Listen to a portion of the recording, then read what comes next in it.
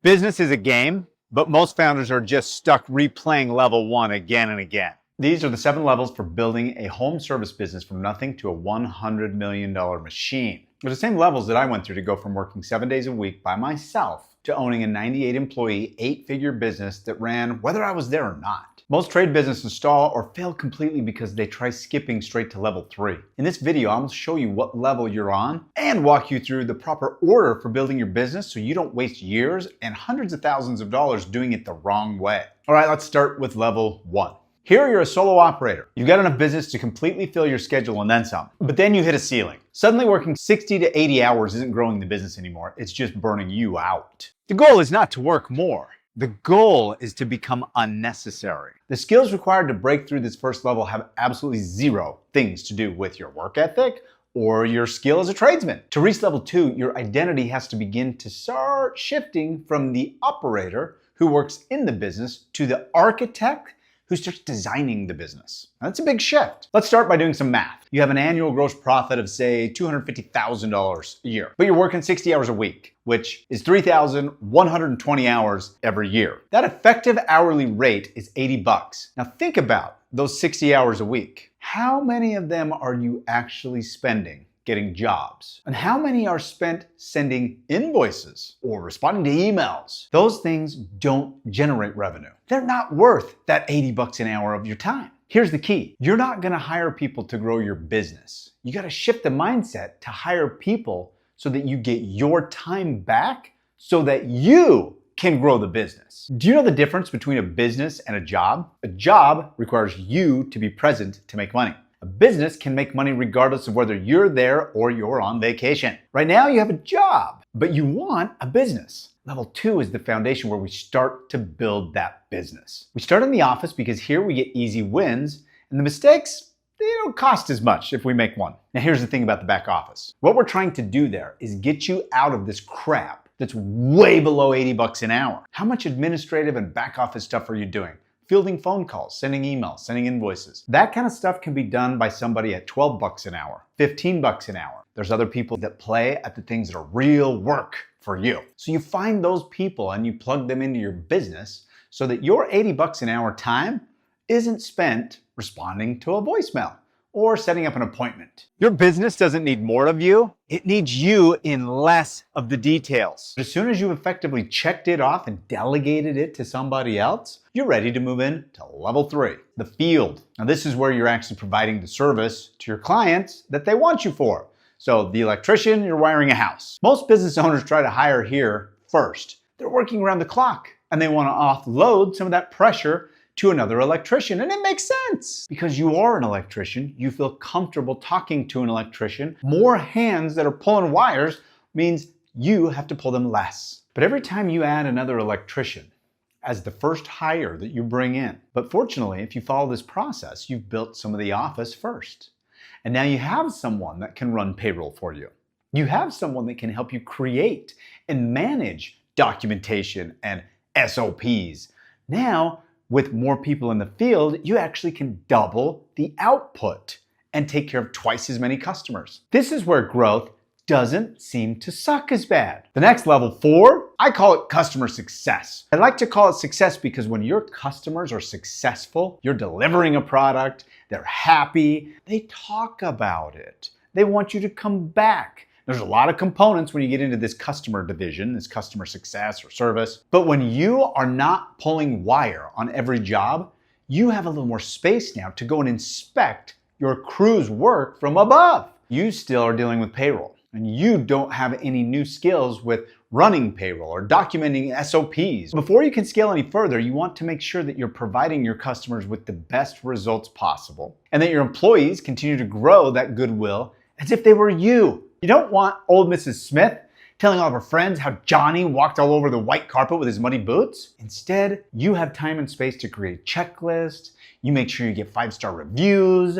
You got Mrs. Smith wanting to bake you cookies instead of bitching about you to her friends. So with level 4 dialed in, you now start looking at the demand that you have on you and your business in level 5, which is marketing. Until this point, your jobs probably come mostly from word of mouth and the relationships you have with other contractors. But you've got the infrastructure now that you can start looking at marketing services. You can start creating a demand engine that actually brings phone calls into you. That could mean getting into content creation. That could mean running ads. That could mean setting up your Instagram account, things you may not have ever had time to do up to this point just yet. Maybe instead of working just for general contractors, you want to get 50% of your business coming from homeowners where your rate can be a little bit higher. But if you skip ahead to this step, all you end up with is a bunch of angry customers because you burned through your cash reserves, you weren't ready to service them, you couldn't take care of the customers the way that you would have because you were running around now with more chaos to try to manage. Do you see how these levels start adding up? If you do one before the other,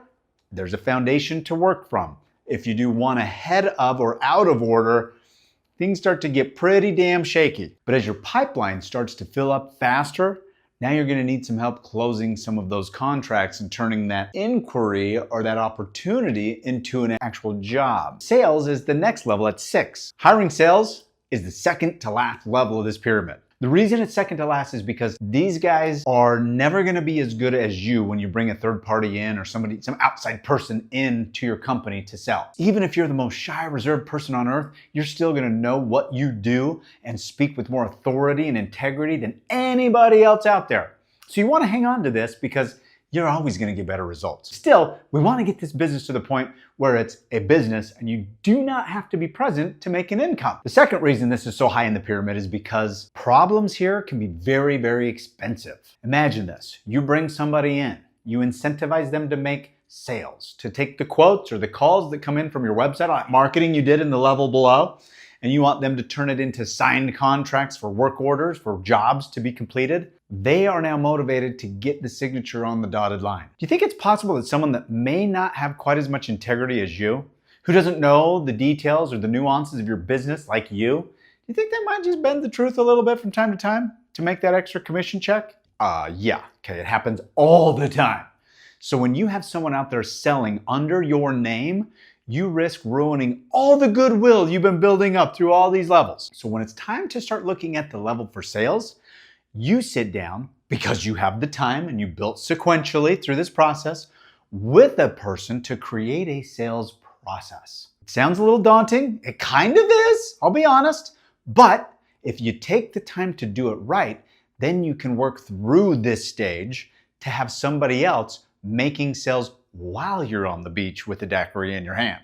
Now that's a beautiful day, but you jump ahead and you have somebody do this before you're ready, all hell will break loose. And you won't be on any beach with anything. You'll be back kissing everybody's ass that guy pissed off because they lied, they didn't know what they were talking about, and they made promises that your company could have never fulfilled and nobody needed to make. So you wait until the second to the last before you get into ever delegating the sales to anybody but you. But it's doable and it's absolutely scalable. Now, once you get through this level, and if you already made it through this, then congratulations, because you're a free woman or man at this point. You have a business that creates revenue and generates demand all without you being there. And you have built through this process a series of dashboards and reports and a cadence, like a rhythm of reporting back to you so you know what's going on without being present in the business. There is one more level to multiply the results of this machine that you've been building, and that's level 7, leadership. If you truly want to step back and take money while you sleep or drink margaritas on the beach somewhere, then you need to hire a leader to replace you. This could be a CEO. It might be a chief operations officer or a general manager. This is the absolute final step. You only hand over the reins once every other level has been thoroughly built out with systems that are running and firmly in place. You jump the gun on this one and you hire a $120,000 a year COO when your business is only making $500,000 a year in profit, you're gonna drown. Remember, you have to follow these levels in order to successfully build your business. Skipping levels will just burn years and hundreds of thousands. Trust me, I've burned them. But once you've got a leader at the helm, you can finally step completely out of the daily details. Your business transitions from being a nightmare job that relies on your blood, sweat, and tears into a highly profitable, self-sustaining asset that you can keep scaling to the moon or make an exit from because it doesn't need the founder to be there. If you're ready to start leveling up your business, come over to Instagram and follow me at It's Justin Lund. DM me the word blueprint and I'll send you my Google Doc that breaks down this whole process here for free. What level are you at with your business? Let me know in the comments. I'll respond to every one, and I'm super active in the DMs on Instagram as well. Look forward to talking to you soon.